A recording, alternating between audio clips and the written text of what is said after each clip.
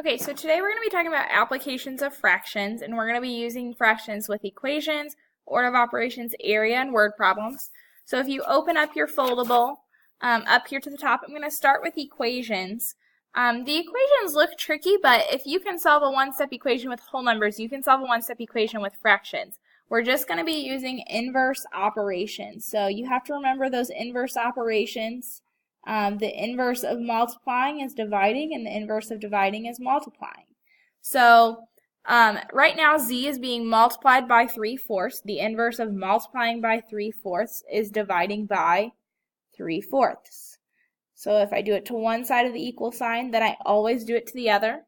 These 3/4 cancel each other out because multiplying and dividing cancel, and I get z equals 12 divided by 3/4. Well, 12 is like 12 over 1.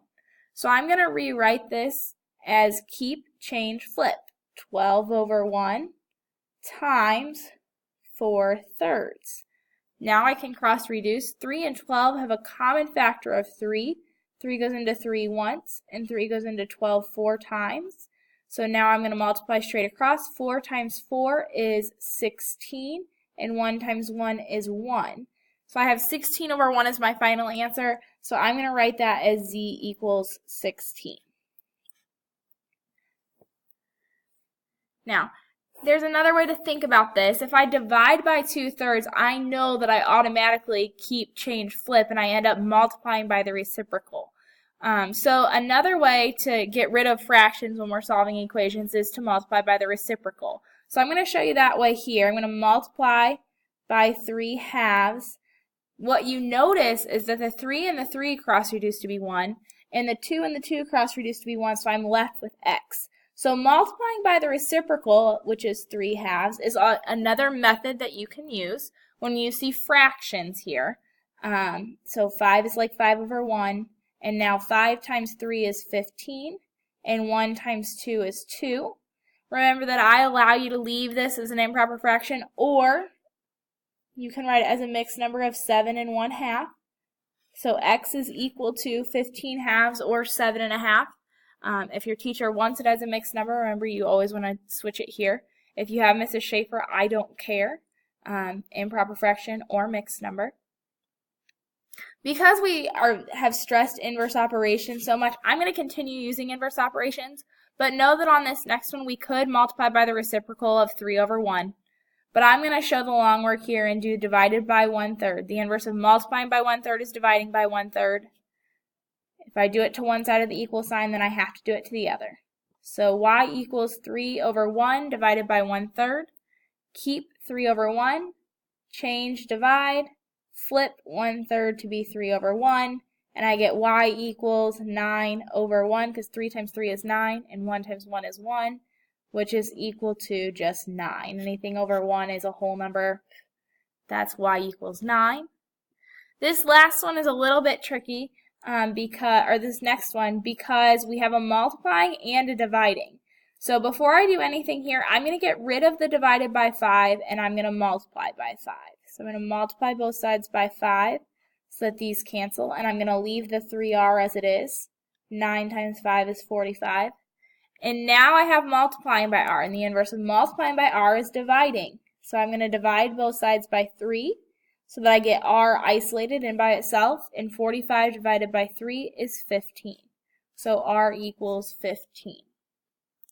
At this point in time, actually let's do one more.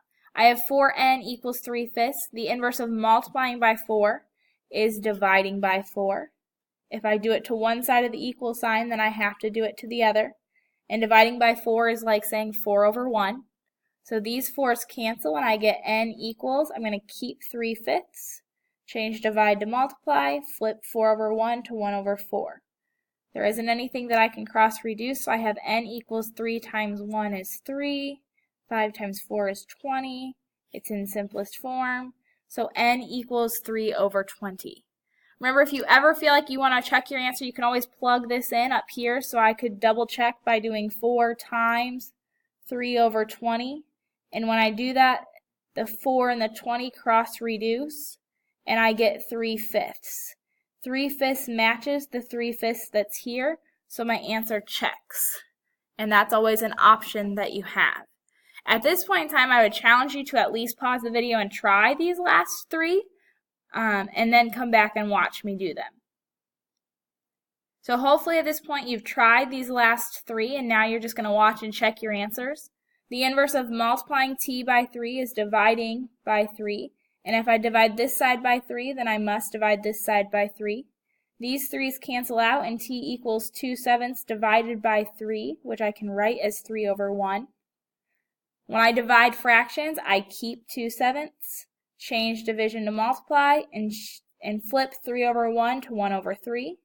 There isn't anything that I can cross reduce, so I'm going to multiply straight across. 2 times 1 is 2, and 7 times 3 is 21. And my final answer here is t equals 2/21. 2b equals 6/7. b is being multiplied by 2, and the inverse of multiplying by 2 is dividing by 2. If I do it to one side of the equal sign, then I must do it to the other. So I'm left with b on this side because these 2's reduce to 1. 6/7 divided by 2 is like 2/1. To divide fractions, I keep 6/7, change division to multiply, and flip 2/1 to 1/2.